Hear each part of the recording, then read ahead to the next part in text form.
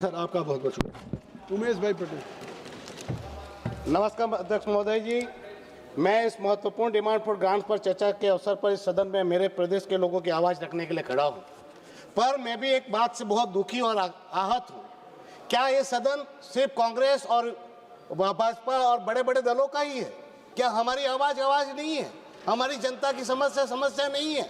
हमें बोलने के लिए उचित समय क्यों नहीं मिलता है? हम कहाँ बोलेंगे? मैं 1000 बार कह चुका हूँ, ना हमारे पास राज्यसभा में आवाज, ना हमारी लेजिस्लेशन है। टॉपिक पे हमें 2-2 दिन तक बिठाया गया, फिर हमें कहा गया कि आपको बोलने का मौका नहीं मिलेगा। ये क्या कैसा इंसाफ है? बोलिए, आज तो मिल रहा है। आज यही कहना चाहता हूँ, आप हमें सदन में नहीं बोलने देते। आज तो बोल रहा है। विपक्ष सर आप सुनिए, 0 क्वेश्चन विपक्ष नहीं चलने देता, बिलों पर आप नहीं बोलने देते, हम कहाँ जाए? क्या करे? ये सदन किसी के पैसे से नहीं चलता, ये जनता की पैसा से चलता है। जनता हमसे आस रखती है, जनता हमसे उम्मीद रखती है, और हम जनता को क्या जवाब दे? अगर कोई बिल पे चर्चा होनी है तो हमारे स्टेट की आवाज कौन यहाँ पर रखेगा? हमारा स्टेट की आवाज, हमारी जनता की आवाज यहाँ कौन रखेगा? आप रखेंगे। तो यही बात कहते हुए आज मैं चाहता हूँ कि मेरी बात को पूरी बातों को सुना जाए। मैं इस सदन का ध्यान भारत के एक छोटे लेकिन अत्यंत राजनीतिक महत्व वाले केंद्र शासित प्रदेश दमन दीव की ओर आकर्षित कराना चाहता हूं। दमन केवल औद्योगिक हब नहीं है और दीव केवल पर्यटन स्थल नहीं है। यह क्षेत्र भारत की ब्लू इकोनॉमी के प्रवेश द्वार बन सकता है, अंतर्राष्ट्रीय पर्यटन हब बन सकता है और लाखों युवाओं के लिए रोजगार का बड़ा केंद्र बन सकता है। हमारे प्रशासन ने कई सकारात्मक प्रयास के बावजूद आज भी सच्चाई यह है कि बेहतर इलाज के लिए हमारे लोगों को सूरत, मुंबई, राजकोट और अहमदाबाद जाना पड़ता है। आज भी हमारे प्रदेश का कोई विश्वविद्यालय तो छोड़ो, शिक्षा के बोर्ड तक नहीं है। आज हमारे प्रदेश की सरकारी नौकरी में डोमिसाइल अनिवार्य न होने से सरकारी नौकरी में हमारे युवाओं को नौकरी नहीं मिलती। हमारे प्रदेश में औद्योगिक हब होने के बावजूद स्थानीय युवाओं की स्थानीय रोजगार नहीं मिल पा रहा है। इस स्थिति आत्मनिर्भर भारत के सपने को साथ न्याय नहीं करती। महोदय जी, हमारे दीव के मछुआरों की समस्याओं का समाधान के लिए दीव के ड्रेसिंग प्रोजेक्ट एवं हार्बर प्रोजेक्ट जल्द शुरू करवाया जाए। साथ ही स्मार्ट सिटी के अधूरे कार्य के लिए जरूरी फंड देकर प्रोजेक्ट पूर्ण करवाया जाए। Coastal tourism blue economy hub Daman Diu को national coastal tourism and blue economy hub घोषित किया जाए। इसके लिए 2000 करोड़ का विशेष पैकेज दिया जाए। International cruise terminal, marine fishing harbour, water sports hub, seafood processing park, coastal research centre, Goa की तर्ज पर कैसीनो लाइसेंस।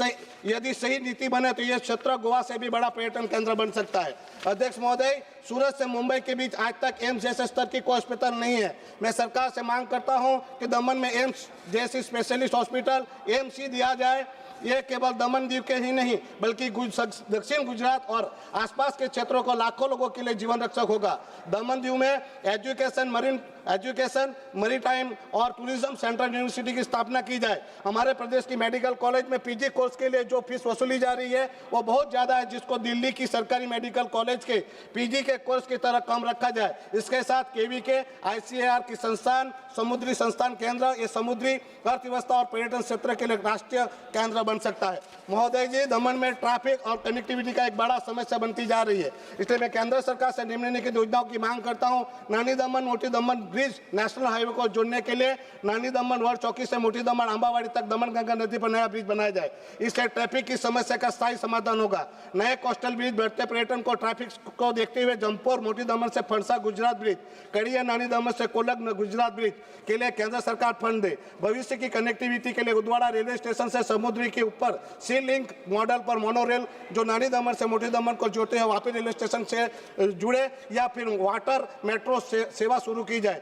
ये परियोजना पूरी क्षेत्र के परिवहन और पर्यटन को नई दिशा दे सकती है। महोदय जी, विकास ऐसे नहीं होना चाहिए जो विनाश बन जाए। आज सच्चाई यह है कि वापी के केमिकल उद्योग से निकलने वाले प्रदूषण के कारण दमन गंगा नदी, कोलग नदी गंभीर रूप से, सर 1 ही मिनट है, खत्म ही हो रहा है, गंभीर रूप से प्रदूषित हो चुकी है। मैं सरकार से मांग करता हूं, नमामि गंगे मिशन की तर्ज पर दमन गंगा और कोलग नदी का पुनर्जीवन मिशन शुरू किया जाए। इसके लिए विशेष बजट पैकेज दिया जाए। आज मध्यम वर्ग महंगाई से परेशान सरकार को चाहिए कि टैक्स में राहत दे, पेट्रोल और डीजल सस्ता हो, जीएसटी प्रणाली सरल बने। दमन दीव से उद्योग पलायन रोकने के लिए मैं सुझाव देता हूं कि केंद्र सरकार 50% जीएसटी ले और राज्य हिस्से की 50% जीएसटी में विशेष छूट की रूप में माफ की जाए। आज भी देश का किसान कर्ज में डूबा हुआ है। मैं सरकार से मांग करता हूं एमएसपी को कानून गारंटी मिले, फसल बीमा पारदर्शी बने, सच्चाई और कोल्ड स्टोरेज पर निवेश बढ़े, किसानों की आय बढ़ाए और हमारे प्रदेश में बंद ग्रामीण विकास योजना फिर से शुरू की जाए। यदि किसान सुरक्षित नहीं तो देश सुरक्षित नहीं। महिला एवं स्वयं सहायता समूह को बड़ा पैकेज, आंगनबाड़ी और आशा वर्करों को वेतन बढ़े, वृद्धा विधवा और दिव्यांगों को पेंशन बढ़े। Sir last page.